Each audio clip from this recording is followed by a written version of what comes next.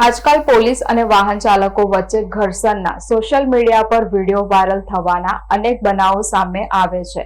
ત્યારે આજે 19 જૂન વડોદરા શહેરના સમા કેનાલ પાસે વાહન ચાલક અને પોલીસ વચ્ચે ઉગ્ર બોલાચાલી થઈ હતી અને બાદમાં હાજર પીએસઆઈ દ્વારા વાહન ચાલકને થપ્પડ મારવામાં આવી હોવાનો વિડીયો સામે આવ્યો છે।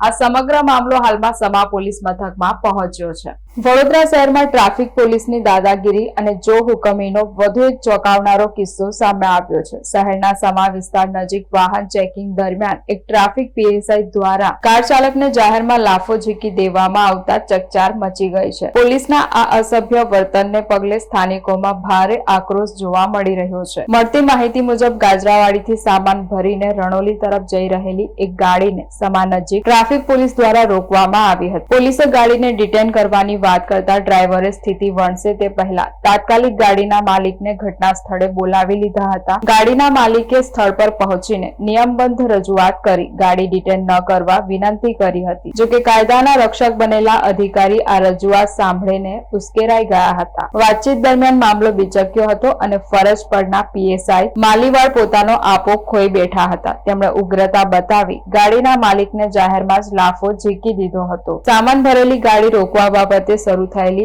આ સામાન્ય માથાકૂટે પોલીસની દાદાગીરીના કારણે મોટું સ્વરૂપ ધારણ કર્યું છે। ઉચ્ચ પોલીસ અધિકારીઓ આ મામલે તપાસ કરી જવાબદાર પીએસઆઈ સામે પગલાં ભરે તેવી માંગ ઉઠી છે।